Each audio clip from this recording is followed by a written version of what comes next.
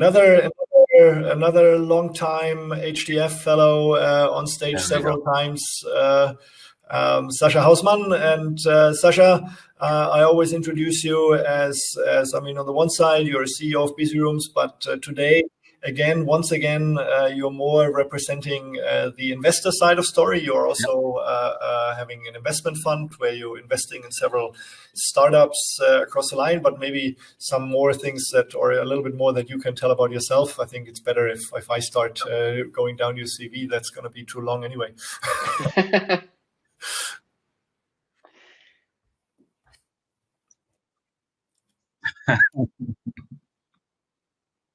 No, just give a little bit of overview. You want to go down my CV because you're cutting off investing in, just a 1 minute kind of like summary of what you do.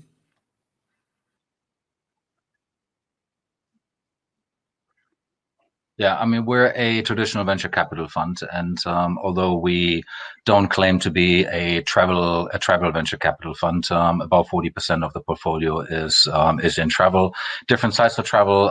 We invest into niche OTAs as well as travel technology, both on the hospitality side as well on the vacation rental side when it comes to accommodation. But we've also done investments into airline type product. And also in the transportation side, which for us, parts of transportation also belongs to travel. 60% of the portfolio is other industries, and that's out of choice because we do know, as all three partners are coming from travel, we do know that travel has its challenges at times. We have cycles in the market, just like you have cycles in other markets. And it's not good to just be exposed to one particular industry. That's why we try to diversify.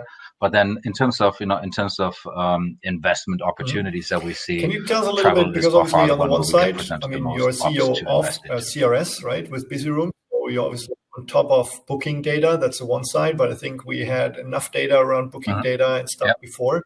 So I think it's no point in repeating bad numbers all the time. And only it's enough positive to share. If things are totally great on your side, you can. But if it's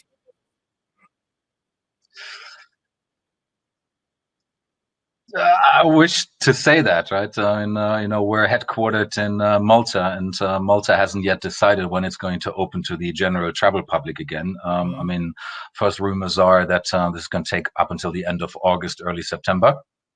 But you know me, I'm more on the optimistic side of both the investors as well as running my own travel company. I hope that it doesn't take that long, and I still think and am convinced that we'll have some pickup in the summertime. But we'll see. So that's going to be a difficult one. So that's be specifically tough, yeah. But let's look a little bit into other areas, right? Because when you're investing in non-travel, I mean, how are your companies that you're invested in non-travel doing? I mean, and how is this affected? So what do you see there?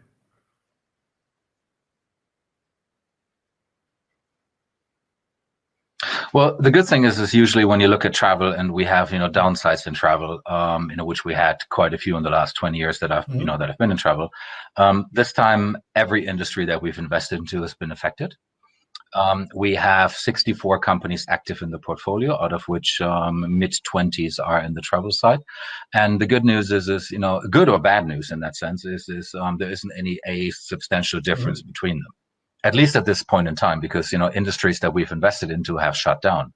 What's going to be interesting is to see in which order our portfolio will be allowed to open again, right? And usually, I would argue that travel is the one thing that consumers would like to do early on, because we've been in confinement for 4 weeks or 6 weeks, and I think that consumers are less picky than we are as travel participants or travel industry participants. But there is one factor that's been taken away from us this time, and that is governments are actually deciding when those consumers are allowed to travel again and where those consumers are, allowed to travel. So that's, probably a challenge for the travel industry compared to other industries. We do have, food and beverage investments, which are doing okay. I mean, one would argue they're doing okay, but I didn't invest in toilet paper, so I don't see the upside of, not sustainable because there's only as much toilet paper as you can use as a human being, right? So yes.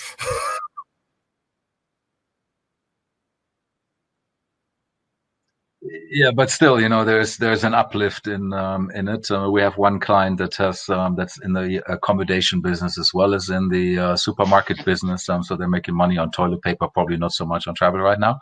But on the food side, people are doing okay. We have invested into coffee and tea and spices, and so those are products that people buy in confinement also. So what wasn't used in the company is now used privately. So those are doing okay. We have other investments that would traditionally be doing very well because we have consumer products, both on the furniture side and other areas, and they have done really well up until now. But now they're going to have a problem, and not because consumers are not willing to buy; it's because delivery chains are breaking down now. Right, manufacturers have been closed for a period of time. Production has been reduced. Transportation is a challenge.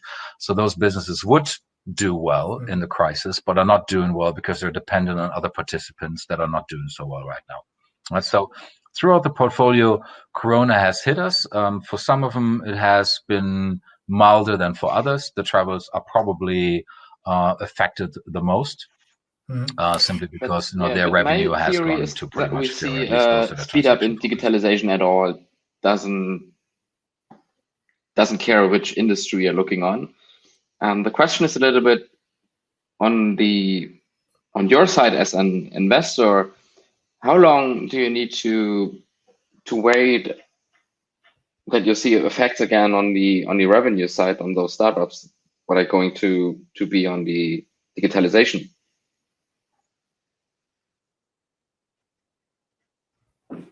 No, I mean, you mean how long does it take for revenue to pick up in the startups? So people are in home office, they need kind of Zoom, they need kind of online events and so on and so on. So we see a speed up in digitalization at all, but nobody is willing to pay for this at the moment. And I mean, how long will it take? How long do we need to wait that we see revenue streams again on those who are making money with digitalization?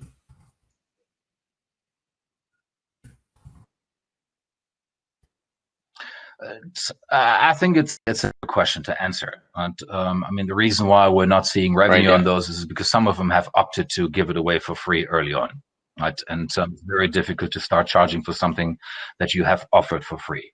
And I think they didn't anticipate that this would take, so long. I think most of those companies were anticipating it takes 2, 3, 4 weeks. And, it would be nice. It would be nice to give it away for free because, after the Corona crisis, people will remember the service and pay for it. Very similar to what companies in travel in our portfolio do that are in the SaaS solution. They try to entice hotels to sign contracts now, and maybe even start using it and start paying as soon as the industry picks up. So I think you will see revenue in those as soon as industries start opening up. But the question is how much loyalty will you have from customers that never paid for your services? So it's a very difficult one to answer for me because I'm just not so sure. I mean, the minute that people stop working from home, are we going to use Zoom as much as we do now, for example, right? Tough to answer. It depends on how long this crisis takes. It depends on how much more we get used to using it. Also depends on how employers will react to working from home and using such services, when business starts picking up again. Right. And I think, we will see, and I'm a true believer that, consumers will come back to travel and we will have less impact than what we've heard some of the people say today and within the last couple of weeks. On the corporate business travel side, I'm not so sure. I'm the first one. I'm like Uli. I mean, I travel 200 to 250 days a year. I try to meet people face to face because I think, there's more value in face to face meetings than there is in video conferencing meetings. But some of the things that I preached over the last 10 years, I just found in the last 6 weeks to be doable somewhat over video. So, I'm pretty sure that some of the meetings that I would have traveled for in the past, I will not travel for in the future. So, we'll see how that has an impact on travel. And of course, if I decide to travel less, then I will need more digital services. And at that point in time, I would probably pay for something. In the end, I think the motivation of many of those products is that they give it to you for free, they turn it off again, and then they try to convince you in the meantime that you cannot live without it. But that's a bet you can take. But on the other side, one thing I'm more interested in, because we also had Matt on the call from Muse before, and they got a lot of funding, obviously, and there was a lot of money in the market and a lot of investors investing in hotel tech and other technology companies. How are investors reacting to the crisis? I mean, it's always a good position to manage a crisis well, right? So is it a good time? Is it a bad time? What's your feeling on that?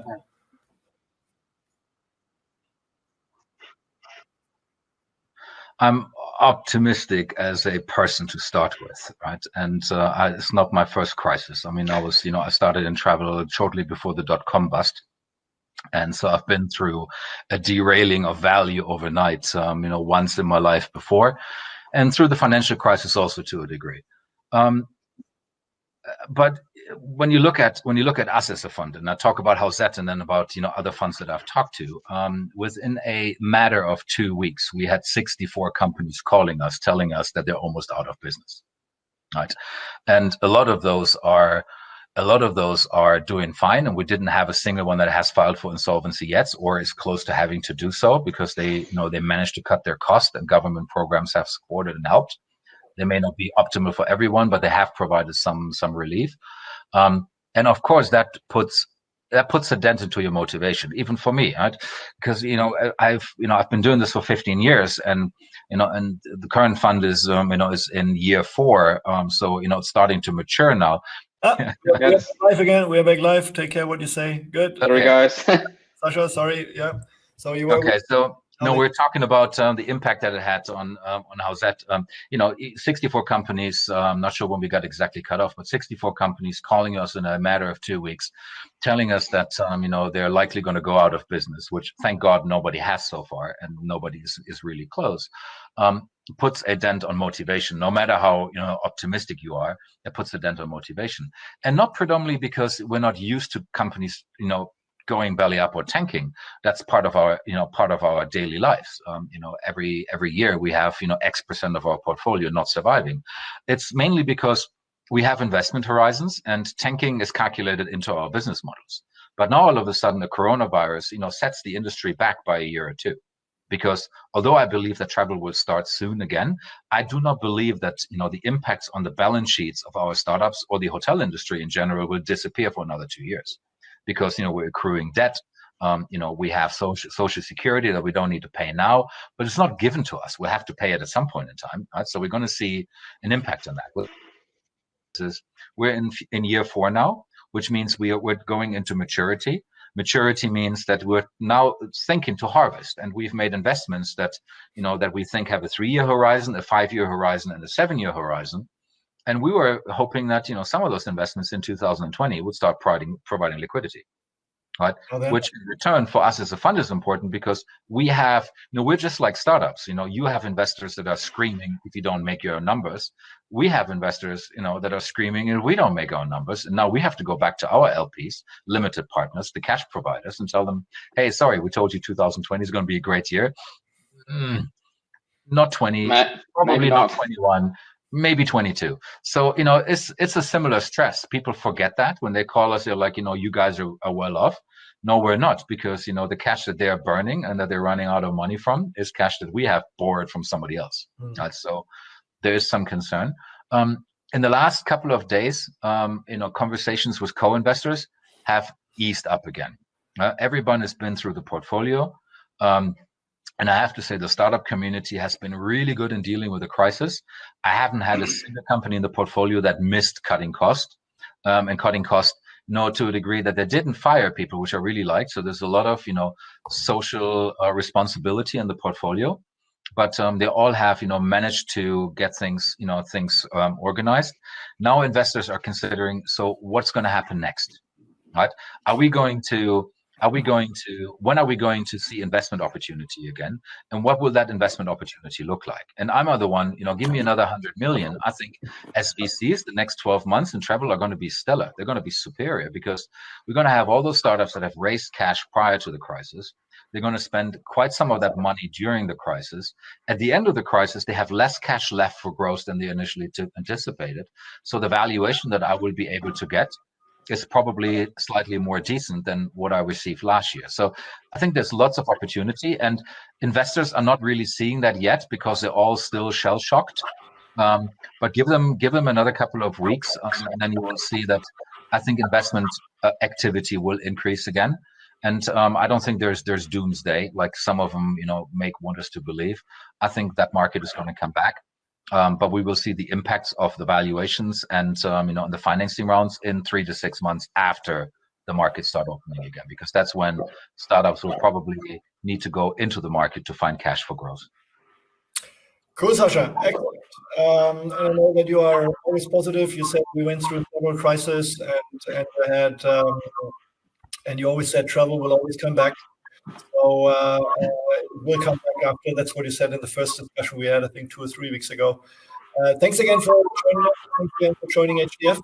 We already have Ralph on the right side. Ralph, you have a little bit of Ralph, you need to switch off your second browser tab if you can hear us. Do you have a second browser tab open, or because no? What is it? I had one before. Can you understand me right? Yeah, we can hear you well, but if I speak, I can hear myself speaking in the background on your side. That's kind of weird. And now it's gone, huh? Is it gone? No, it's not. I can leave and come back. Huh? You want, maybe. Yeah, give it a try. Yeah. Maybe one more time, out and in again. Yeah, that's maybe a good idea. Yeah. Okay, Sascha. Thanks a lot again. Thanks for having me. Yes. Yeah. Thank you. Enjoy. It's been good fun. I've been listening in for most of the sessions, so it's been good fun. For it being the first online one, I almost don't miss that being in person. Yeah. And one thing that I don't really understand is, we had like 300 signups, but on average we had around 210 at the peak times. Now it's late afternoon, so people need to watch the kids. So now we are down to 135. Yeah. But maybe people are coming back after dinner. I don't know. Anyway, still a good audience. So thanks, Sascha. We speak to you soon, and all the best. Enjoy. Yeah. Have a good one. Yeah. Bye-bye.